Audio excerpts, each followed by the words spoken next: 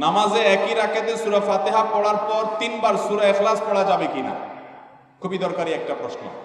সূরা ইখলাস কোরআনের এমন একটা সূরা, যে সূরা শুধুমাত্র আমাদের আল্লাহর কথা বলা আছে। এই সূরাতে অন্য কোনো সাবজেক্ট নাই। এই সূরা শুধু কার আলোচনা আছে? এরকম আরেকটা সূরা কোরআনে নাই যে সূরা শুরু থেকে শেষ পর্যন্ত শুধু আল্লাহর গুণগান আছে, আল্লাহর বৈশিষ্ট্যের কথা আছে, আল্লাহর একত্ববাদের কথা আছে, অন্য কোনো সাবজেক্টই নেই। এটা সাবজেক্টই শুধু আল্লাহ তাআলা। এই জন্য এক সাহাবী এই সূরাকে খুব ভালোবাসতেন। তিনি মানুষের ইমামতি করতে গিয়ে সূরা ফাতিহার পরে অন্য যা পড়েন না পড়েন সাথে সূরা ইখলাস অবশ্যই পড়তেন। দুইজন সাহাবীর জীবনে এরকম ঘটনা পাওয়া যায়। একজন সম্ভবত মসজিদে কুবার বা এরকম কোন মসজিদের ইমাম ছিলেন, আরেকজন জিহাদের ময়দানে এই কাজ করতেন। সাহাবীরা এসে বলছেন, ইয়া রাসূলুল্লাহ, উনি নামাজ পড়ালে অনেক লম্বা সময় ধরে সালাত আদায় করে, আমাদের কষ্ট হয়ে যায়। নবীজি ডেকে বলছেন, তুমি কেন এই কাজ করো?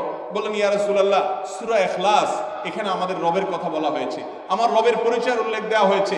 এটা নামই সূরা ইখলাস, তাওহীদকে খালেজ করার সূরা, শিরক মুক্তির সূরা, আমার রবের গুণের সূরা। এখানে অন্য কারোর ইস্যু নাই, শুধু আমার আল্লাহর কথা বলা আছে। এই জন্য এই সূরার মর্মটা, এর অর্থটা আমাকে খুব স্পর্শ করে, আমার খুব ভালো লাগে। এই জন্য সূরা ফাতিহার পরে অন্য যা পড়ি না পড়ি, অতিরিক্ত সূরা হিসাবে, সূরা মিলানোর অংশ হিসাবে সূরা ফাতিহাটা আমি অবশ্যই পড়ি। নবী করিম সাল্লাল্লাহু আলাইহি সাল্লাম বলেছেন, এই সূরার ভালোবাসায় তোমাকে জান্নাতে নিয়ে যাবে।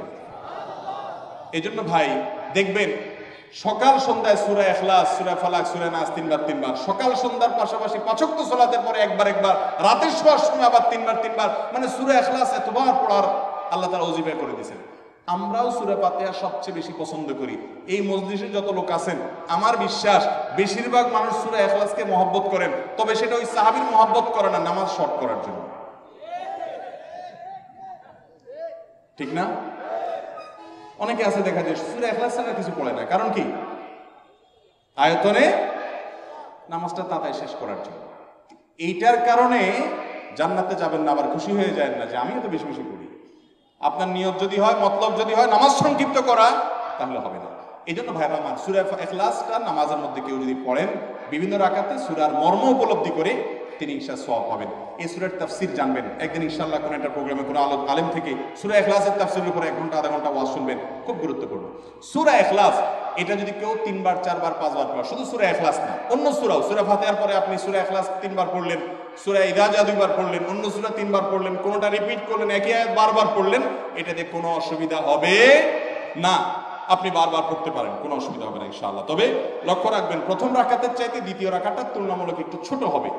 হ্যাঁ, আয়তনে পরিমাণে একটু ছোট হবে, এটাই সুন্নাহ। নবী করিম সাল্লাল্লাহু আলাইহি ওয়াসাল্লাম প্রথম রাকাত যদি 2 মিনিট ধরে পড়তেন, দ্বিতীয় রাকাত 1.5 মিনিট, অর্থাৎ একটু কমায়া পড়তেন, এটাই তার সুন্নাহ ছিল।